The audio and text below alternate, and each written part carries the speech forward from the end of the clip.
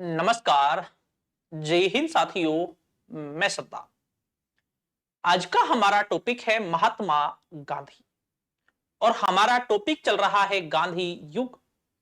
और आज की हमारी क्लास है गांधी युग की हमारी आज की द्वितीय क्लास है।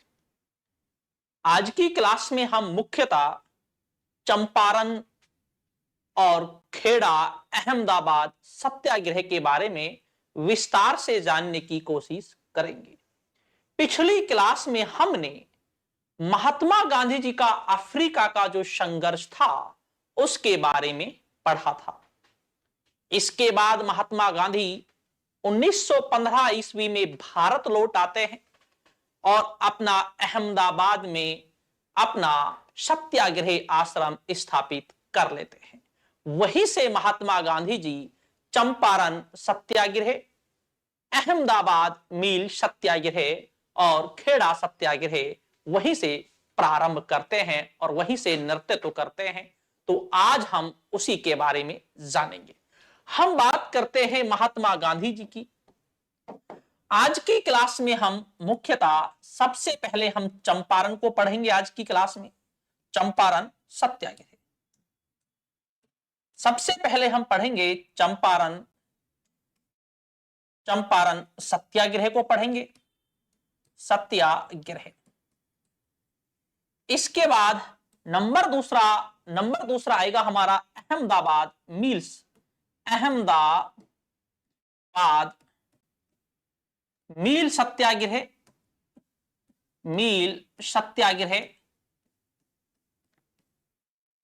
नंबर तीसरा है खेड़ा सत्याग्रह। तो आज हम 3 सत्याग्रहों के बारे में विस्तार से हम जानने की हम कोशिश करेंगे। आप सभी को नमस्कार और आदाब। जी हां, सभी को नमस्कार और आदाब। और आज की क्लास में हम इन 3 टॉपिकों को पढ़ेंगे और इन 3 टॉपिकों के अंदर से कैसे प्रश्न पूछे जा रहे हैं। जैसे चंपारण सत्याग्रह में महात्मा गांधी जी के साथ भाग लिया, खेड़ा सत्याग्रह में महात्मा गांधी जी के साथ भाग लिया, अहमदाबाद मिल सत्याग्रह में महात्मा गांधी जी के साथ किसने भाग लिया और अहमदाबाद मिल सत्याग्रह क्यों हुआ, उसके पीछे क्या कारण थे। तो इन सभी को हम जानेंगे और विस्तार से हम जानेंगे। मुझे आपके कमेंट बिल्कुल सभी के दिखाई दे रहे हैं और सभी पर मेरी नजर है। जी हाँ, वेरी गुड इवनिंग, नमस्कार और आदाब और अस्सलाम वालेकुम। जी हाँ, तो सभी को सलाम, आदाब और नमस्कार और सत श्री अकाल। जी हाँ, हम प्रारंभ करते हैं इन 3 आंदोलनों को। जी, हम बात करते हैं। सबसे पहले हम लेकर चलेंगे चंपारण सत्याग्रह। और आपकी जानकारी के लिए बता दूं, ये क्रम अनुसार है। क्या है? क्रम अनुसार ये घटनाएं हैं। जी हाँ, क्रम अनुसार ये घटनाएं हैं जो कि आपकी परीक्षा में भी पूछ लिया जाता है। क्रम अनुसार आपकी परीक्षाओं में भी पूछ लिया जाता है। तो उसी अनुसार ये सारी घटनाएं हैं। ठीक है, हम बात करते हैं चंपारण सत्याग्रह की। सबसे पहले थोड़ा सा हम जानते हैं महात्मा गांधी जी 9 जनवरी 1915 ईस्वी में भारत आ गए। महात्मा गांधी जी कहां से आते हैं? अफ्रीका से महात्मा गांधी जी भारत आ गए हैं। जी हां, और अफ्रीका से महात्मा गांधी जी भारत आ गए। और जो ये 9 जनवरी है, इस दिन महात्मा गांधी जी अफ्रीका से भारत आते हैं। इसीलिए जो प्रवासी जो दिवस है वह 9 जनवरी को ही मनाया जाता है। जी हाँ, ठीक है ना, वह 9 जनवरी को ही मनाया जाता है। ठीक है, इसके बाद हम बात करते हैं अब महात्मा गांधी जी जब भारत आ जाते हैं और ये भारत में अहमदाबाद में ये सत्याग्रह आश्रम स्थापित करते हैं। सत्याग्रह। अब यहां पर थोड़ी थोड़ी चीजों को मैं क्लियर करके चलूंगा आपके लिए। अहमदाबाद में ये सत्याग्रह आश्रम स्थापित करते हैं, लेकिन आपकी जानकारी के लिए मैं आपको बता देता हूं, भारत में सत्याग्रह आश्रम स्थापित करने से पहले महात्मा गांधी जी अफ्रीका में सत्याग्रह आश्रम स्थापित कर चुके थे।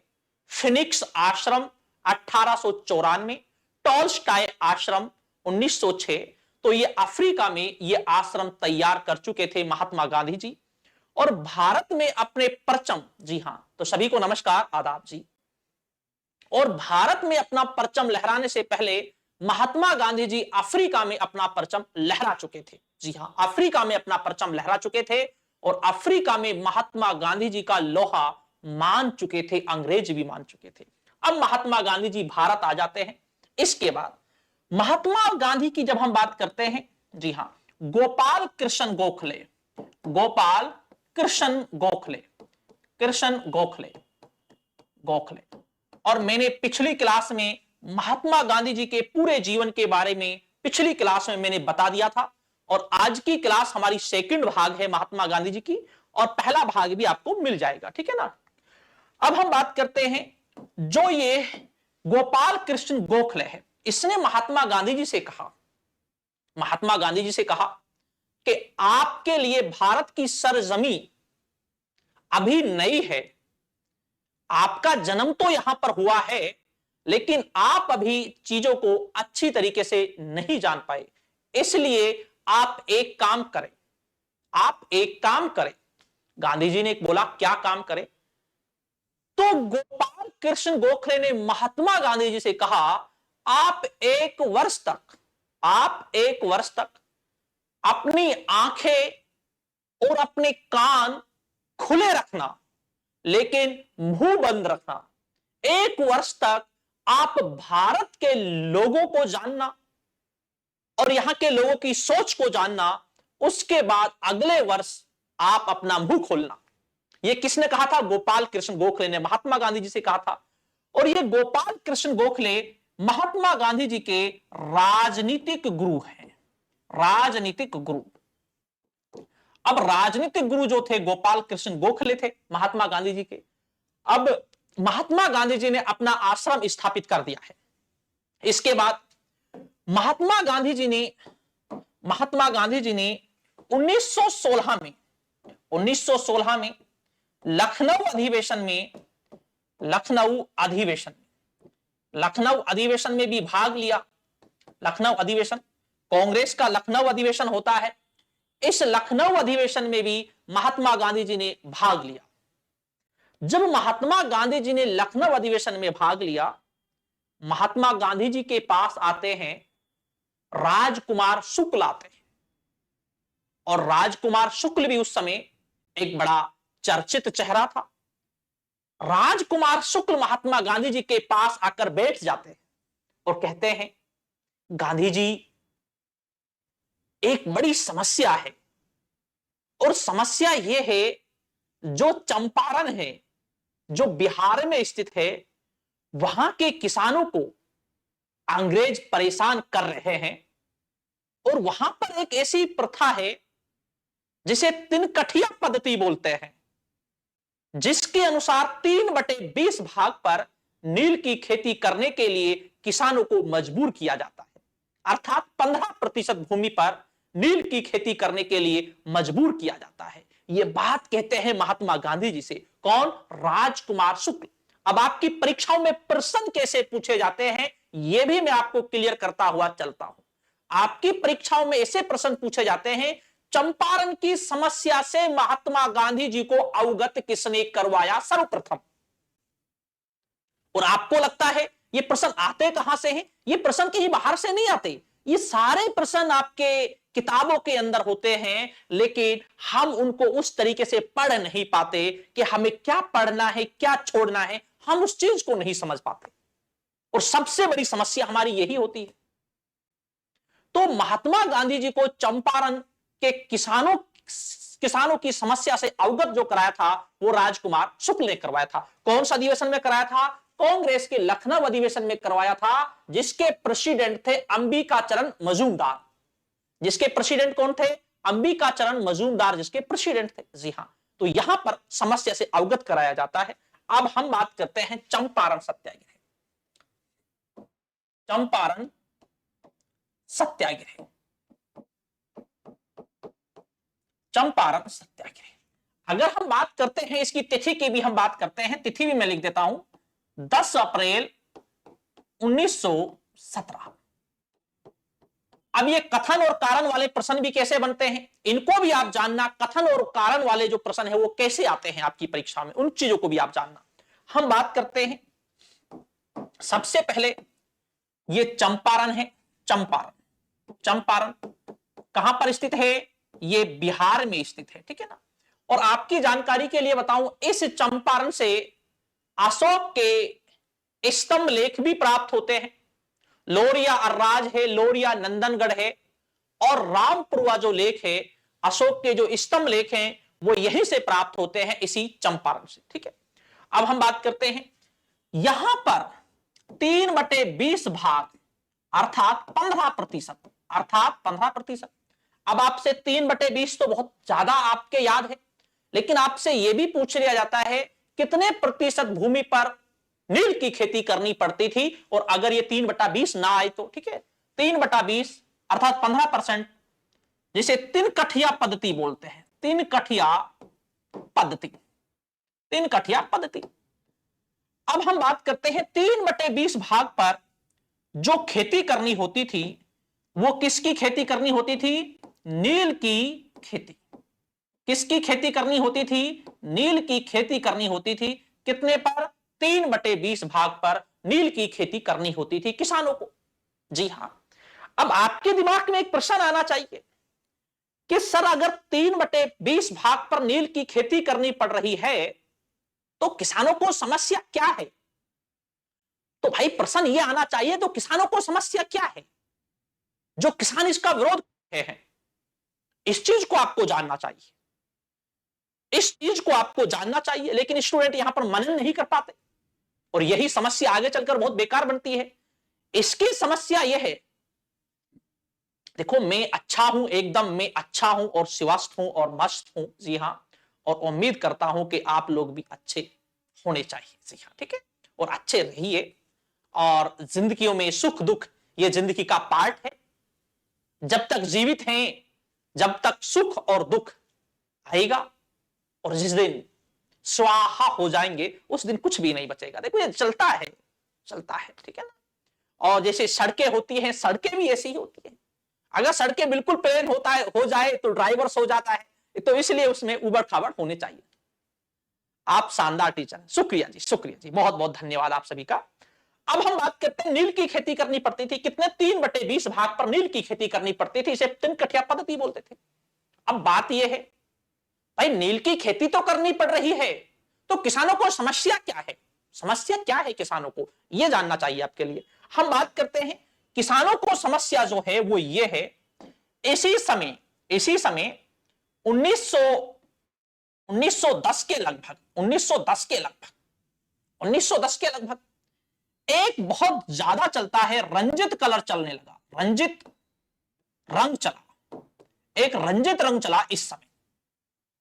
और ये जो रंजित रंग है ये एक ऐसा रंग है केमिकल से तैयार किया जाता है, और अब नील की आवश्यकता नहीं है कपड़ों को रंगने की।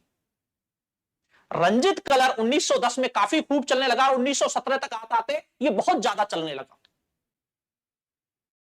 अब समस्या यह है जो ये रंजित कलर चला, रंग चला, जो केमिकल से तैयार किया जाता था ये सस्ता पड़ता था, जो नील थी ये महंगी पड़ती थी। अंग्रेजों ने क्या किया, अब कपड़ों को रंगना प्रारंभ कर दिया रंजित कलर से। अब नील की आवश्यकता अंग्रेजों को नहीं थी। अब जो किसान हैं वो नील की खेती करते हैं, लेकिन इनकी नील की खेती की अब अंग्रेजों को आवश्यकता है ही नहीं ज्यादा, क्योंकि अब किससे रंग रहे हैं कपड़ों को? ये रंजित रंग से रंग रहे हैं कपड़ों को। इसके बाद क्या हुआ, अब जो नील की जो कीमत थी बाजार में वो बहुत कम हो गई। नील की जो कीमत थी बाजार में वो कीमत बहुत कम हो गई, और इसके बाद किसान जो मेहनत करते थे नील के लिए, जो उसमें लागत आती थी उतनी लागत भी नहीं निकल पाती थी। अब किसानों ने सोचा अगर ऐसे ही हम 3/20 भाग पर नील की खेती करते गए तो इससे तो हमें बहुत ज्यादा नुकसान होगा। अब किसान अंग्रेज अधिकारियों के पास जाते हैं और कहते हैं कि साहब आप इस तिनकठिया पद्धति को समाप्त कर दीजिए। अंग्रेज कहते हैं हम तिनकठिया पद्धति को तो समाप्त कर देंगे, लेकिन हमें क्या चाहिए? रुपए चाहिए, रुपए चाहिए।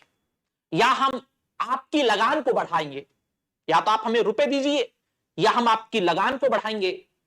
और इसके बाद अब किसानों ने तिनकठिया पद्धति का विरोध करना प्रारंभ किया। अब क्या करना प्रारंभ किया? विरोध प्रारंभ किया। आपको इन चीजों को जानना है, विरोध कर रहे हैं तो किसान क्यों कर रहे हैं, क्या कारण है। जिस दिन आप इन चीजों को समझ गए तो उस दिन आप काफी समस्या का समाधान आप खुद ही पालेंगे। जी हां, सभी को नमस्कार और आदाब। अब हम बात करते हैं, तो यह थी बात, क्योंकि इस नील के स्थान पर रंजित कलर से कपड़ों को रंगना प्रारंभ कर दिया था। अब इस सारी समस्या के बारे में राजकुमार शुक्ल ने महात्मा गांधी जी को 1916 ईस्वी का जो लखनऊ अधिवेशन होता है कांग्रेस का, जिसमें महात्मा गांधी जी ने भाग लिया था, इस लखनऊ अधिवेशन में महात्मा गांधी जी को इस सारी समस्या से अवगत कराया राजकुमार शुक्ल ने। और महात्मा गांधी जी से कहा कि साहब आप आइए, जल्दी आइए आप चंपारण, और वहां के किसानों की समस्या को देखिए। जी हां, वहां के किसानों की समस्या को देखिए, ठीक है ना, वहां की समस्याओं को आप देखिए। इसके बाद हम बात करते हैं, अब यहां के बाद, इसके बाद महात्मा गांधी, अब यहां पर महात्मा गांधी, प्रश्न हमारा यह है, अब हमारा प्रश्न यह है कि महात्मा गांधी जी के साथ कौन कौन चंपारण चले। प्रश्न अब हमारा यह है, महात्मा गांधी, राजकुमार शुक्ल,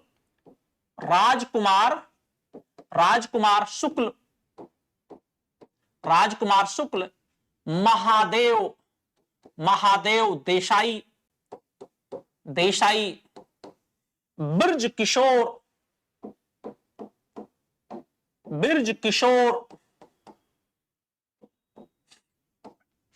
राजेंद्र प्रसाद, कौन? राजेंद्र प्रसाद, नरहरि पारिक,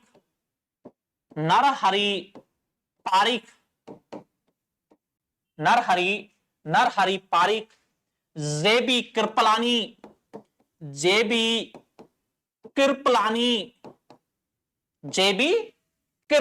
ठीक है ना।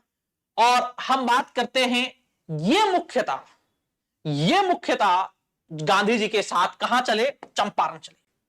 ये मुख्यतः गांधी जी के साथ कहां पर चले? चंपारण चले। चंपारण जो चले गांधी जी के साथ, ये चले चंपारण। अब आपसे प्रश्न ये पूछा जाता है, चंपारण सत्याग्रह में कौन कौन शामिल थे, किस किस ने भाग लिया, या महात्मा गांधी जी के साथ कौन कौन थे। ऐसे प्रश्न आपसे परीक्षाओं में पूछे जाते हैं, और इन प्रश्नों को आपको याद रखना है। कैसे प्रश्न आपसे पूछे जा रहे हैं परीक्षाओं में? सबसे पहली बात तो यह है, नेट असिस्टेंट प्रोफेसर, इनका जो लेवल है वो बिल्कुल अलग है। इनमें प्रश्न पूछने का तरीका बहुत ही अलग और बहुत ही हटकर है, ठीक है ना। तो इन लोगों ने भाग लिया यहां पर। इसके बाद जब इन लोगों ने यहां पर भाग लिया, और महात्मा गांधी जी का, अब हम बात करते हैं, नोट डालकर हम बात करते हैं, चंपारण सत्याग्रह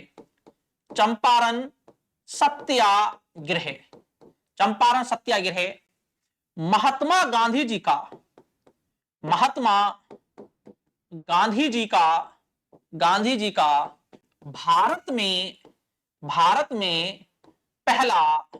भारत में पहला सत्याग्रह था।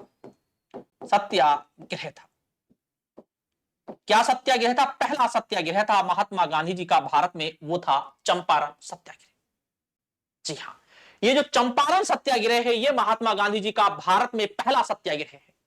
लेकिन एक बात और है, भारत में सत्याग्रह करने से पहले महात्मा गांधी जी सत्याग्रह का प्रयोग अफ्रीका में कर चुके हैं। कहां पर कर चुके हैं? अफ्रीका में। अफ्रीका में अपने परचम लहरा चुके हैं महात्मा गांधी जी। और महात्मा गांधी जी का अफ्रीका में सत्याग्रह की शुरुआत एक घटना से होती है, और वो घटना है 7 जून 1893 ईस्वी की घटना, जब महात्मा गांधी जी डरबन से प्रिटोरिया के बीच रेल में प्रथम श्रेणी का टिकट लेकर यात्रा कर रहे थे। जी हां, गुड इवनिंग, नमस्कार सभी को, आदाब। जी हां, ठीक है। जब महात्मा गांधी जी यात्रा कर रहे थे डरबन से प्रिटोरिया के बीच, घटना थी 7 जून 1893 की। महात्मा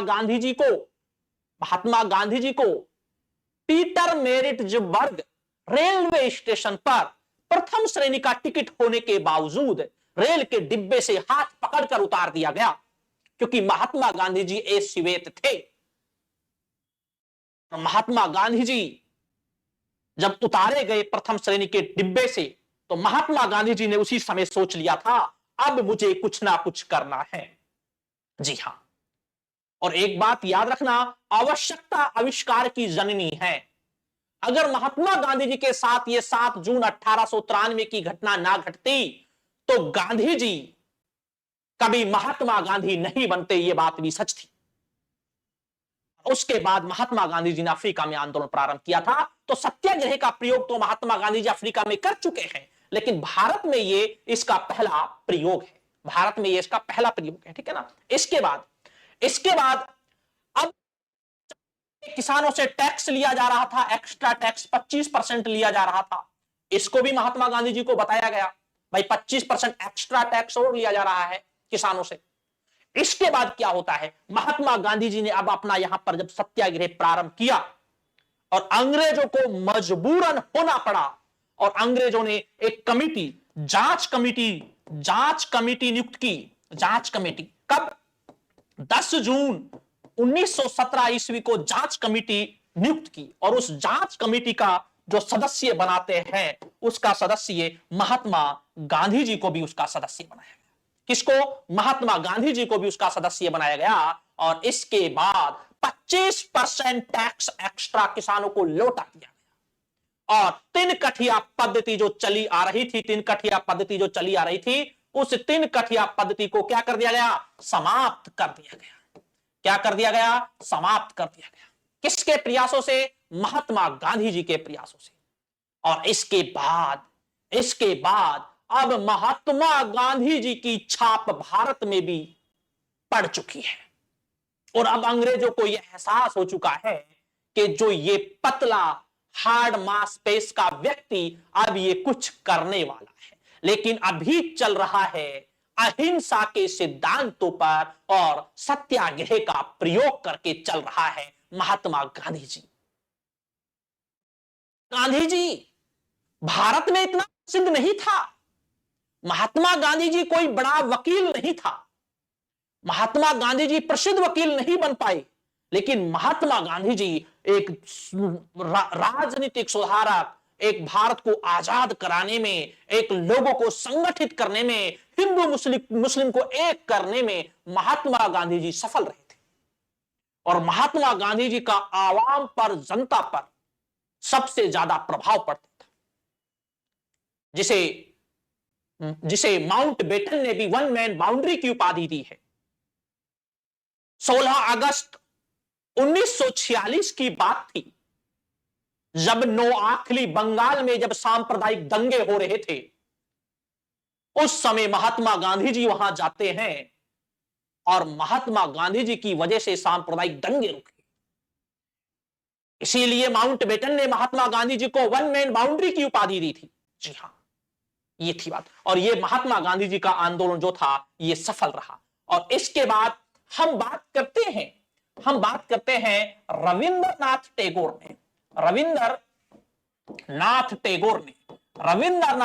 ने गांधी जी को महात्मा की उपाधि दी। किसकी? महात्मा की उपाधि दी। और अब महात्मा की उपाधि मिल जाती है कब? 1917 ईस्वी में। और ये महात्मा गांधी जी का चंपारण सत्याग्रह ये सफल रहता है। जी हां, अब महात्मा गांधी जी भारत के लोगों की नजरों में आ चुके हैं। और जिस पर लग ही नहीं रहा था, लोगों को विश्वास नहीं लग रहा था ये कुछ कर पाएगा, और उसने करके दिखा दिया। और यहां से महात्मा गांधी जी का भारत में एक राजनीतिक एक सफर प्रारंभ होता है, चंपारण सत्याग्रह से। इस चंपारण सत्याग्रह की घटना को महात्मा गांधी जी के जीवन में इसे तोरण द्वार कहा जाता है। क्या कहा जाता है? तोरण द्वार। इसी घटना से तोरण द्वार, इसे तोरण द्वार कहा जाता है, क्योंकि इसी घटना से महात्मा गांधी जी ने भारत में एक प्रवेश किया राजनीतिक घटनाओं से। ठीक है, इसके बाद हम बात करते हैं, अब आता है